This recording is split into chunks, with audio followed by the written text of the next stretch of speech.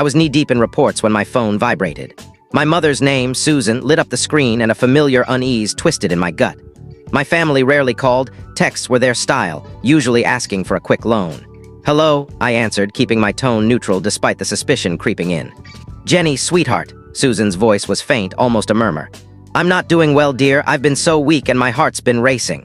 Your dad's always at the office and I'm alone here." She paused, her breathing unsteady. "I need you, Jenny. I need your help." My mind shifted into overdrive. "What about Sarah?" I asked, referring to my older sister, the family's golden child. Susan sighed, the sound crackling through the line. "Sarah's swamped with her 2 kids. She can't possibly look after me right now." I chewed my lip. Of course, Sarah was too busy, always too busy unless it suited her. "Please, Jenny," Susan's voice broke. "Can you come home? Just for a week until I'm back on my feet. I wouldn't ask if I wasn't desperate." I glanced at my laptop, deadlines looming, meetings stacked, and my boss relying on me. My leave wasn't planned for weeks, but how do you say no to a sick mother? "I'll fly out tomorrow," I said, already mentally rearranging my life. "Thank you, darling," Susan replied, her voice suddenly steadier. "You're always so reliable." Reliable Jenny, the family's fallback. After hanging up, I marched to my boss's office. "Mark, got a sec. My mom's ill and dad's working. I need to go home for a week." Mark raised an eyebrow. "The Thompson Project, your presentations." "I know, I'm sorry, it's an emergency," he nodded after a pause. "Family first, we'll handle it, take the week." Back at my desk, I booked a flight to my hometown across the country. I hadn't been back in 3 years. No invites for holidays, no birthday calls, just occasional messages asking for money. That night, I packed a bag and set my alarm. I lived alone in a small East Coast apartment, as far from my family as I could get without leaving the country. It wasn't by chance. The flight was smooth, and the cab ride from the airport to my parents' house was unremarkable. Their neighborhood hadn't changed, neat yards, picket fences, kids' bikes in driveways. Their modest brick house looked weathered, the paint peeling slightly. I knocked, my stomach tight with worry. The door flew open, and there was Susan, looking perfectly healthy. Her hair was styled, her nails polished, and she wore a bright scarf that matched her skirt. "Mom," I stood rooted to the porch. "Are you okay?" "Jenny, you're here." She pulled me inside with a grin. "Surprise, your health. You said you were sick." She laughed, brushing it off. "Oh, just a little white lie to get you home. Come in." My suitcase still in hand, I followed her into the living room where my father, Robert, lounged in an armchair reading a magazine. Sarah, her husband Greg, and their kids, Liam and Sophie, were sprawled on the couch. I barely knew the kids. I'd only met them a few times. "Jenny," Sarah beamed, her smile cold. "You actually came." "Hey kid," Robert said, barely looking up. "What's going on?" I asked, my eyes darting between them. "Mom said she was sick." "We're going on a trip," Susan chirped. "A week in Hawaii. We've been planning it forever and we need someone to watch the kids." The truth hit like a slap. "You lied about being sick so I'd fly across the country to babysit." "Don't be so dramatic," Sarah snapped. "Your job isn't that big a deal, no one will miss you." My cheeks burned. "I took emergency leave, I have deadlines." "This is what families do," Susan said sternly. "We pitch in. Sarah and Greg need a break, and your father and I haven't had a proper vacation in years." I looked at their faces, expectant, shameless, not a hint of remorse. These people, my family, had deceived me, manipulated me, and now expected me to comply. I could have erupted, could have shouted what I thought of their scheme, but something stopped me, a spark of clarity, a plan forming. I forced a smile. "You're right, family helps family. When do you leave?" The room relaxed instantly. Susan clapped. "I knew you'd get it. We leave in 2 days, dear. It's going to be perfect." As they chattered about their trip, I thought of all the times I'd been the family afterthought, helping Mom with chores while Sarah partied, working at 15 to buy my own clothes while my parents funded Sarah's college, earning a scholarship to escape, only for them to barely notice. The calls that only came when they needed cash they never repaid. Family helps family, sure, and I was about to help them learn a lesson. At dinner, Susan served her famous meatloaf and everyone buzzed about Hawaii. "We got a steal on the resort," Robert said, piling food on his plate. "Right by the ocean." "Sounds amazing," I said, my mind spinning with ideas for my own escape. Greg rambled about snorkeling spots. I barely knew him. Married to Sarah for 5 years, I'd met him maybe twice. He was fine, but fully complicit in this babysitting ploy. "Jenny, we made a schedule for the kids," Susan said, handing me a neatly typed list. "Sophie's picky about bedtime stories and Liam needs his dinosaur toy to sleep." "Got it," I said, scanning the paper as if I cared. "Anything else?" "Liam's allergic to peanuts," Sarah added, "and Sophie has dance class on Mondays and Wednesdays. You'll need to drive her." "Sure," I said, though I had no car here. They assumed I'd figure it out, as always. After dinner, Sarah and Greg took the kids to the guest room. Robert watched a football game, and Susan washed dishes. I slipped into my old bedroom, now a cluttered storage space with a creaky single bed. I shut the door, pulled out my phone, and called Mark. "Jenny, is your mom okay?" he asked. "Not really," I said, then spilled the whole story, Susan's fake illness, the babysitting trap. Mark whistled. "That's cold. What's your plan?" "I don't know, part of me wants to fly home now."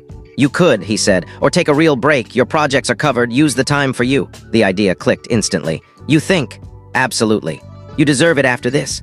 I hung up and opened my laptop, searching for vacation spots. If they were going to Hawaii, I'd go somewhere better. The Bahamas caught my eye, Nassau, with turquoise waters and sandy beaches. A resort had a room available starting in 2 days, the same day my family would leave. I booked it, then found a morning flight that would get me out before their afternoon departure. I'd be lounging by the ocean while they scrambled. The next day I played the part. Susan and Sarah made lists, Robert checked passports, and the kids ran around.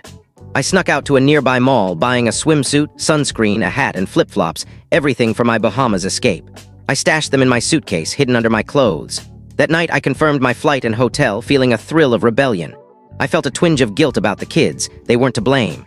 But then I remembered Sarah's jab about my unimportant job and Susan's lie about her health. My family had always put me last. At 13, I was scrubbing dishes while Sarah hung out with friends.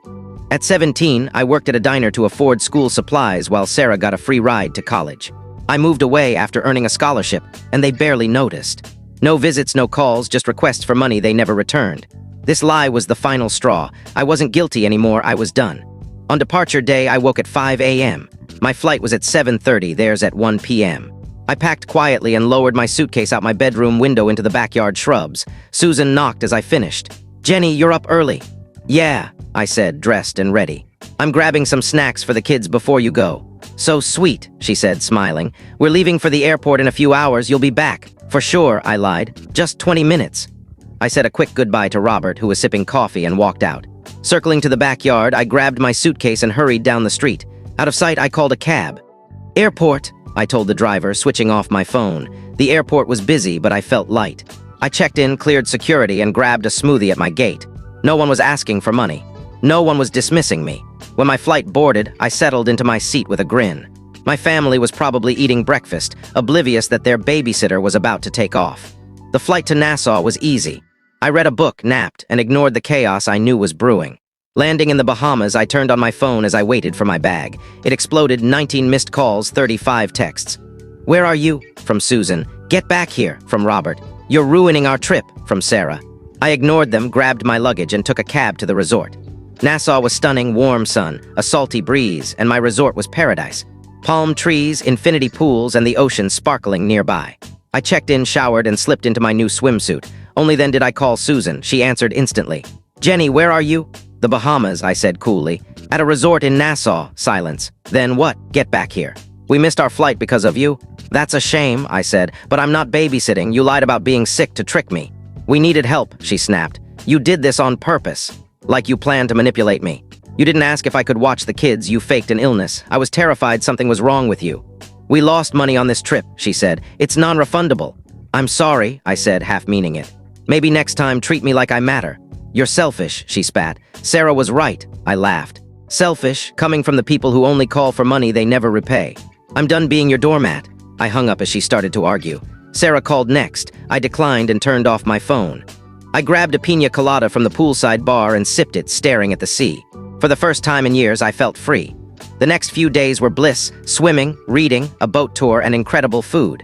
I checked my phone daily for work emails, none, and posted beach photos online. Sarah commented on everyone. "Hope you're proud, Mom's a mess. The kids miss you." I ignored them. On day 3, I met Alex, a guy at the resort bar on a solo trip. We clicked, and he laughed when I shared my family saga. We hung out for the rest of my stay, and it felt good to be valued for me, not what I could do. When my trip ended, I swapped numbers with Alex, unsure if it'd go anywhere, and flew home with 0 regrets. Back at my apartment, I had 2 days left of leave. I tidied up, did laundry, and prepped for work. Mark emailed to check in, and I told him the Bahamas were perfect. My family had gone quiet, no more calls or texts. The silence was oddly heavy. The day before work, my Aunt Clara, Susan's sister, called. "Jenny, I heard about the Hawaii mess. They're saying you sabotaged their trip." "Did they mention Mom faked being sick to trick me into babysitting?" I asked. Clara paused. "No, they skipped that part."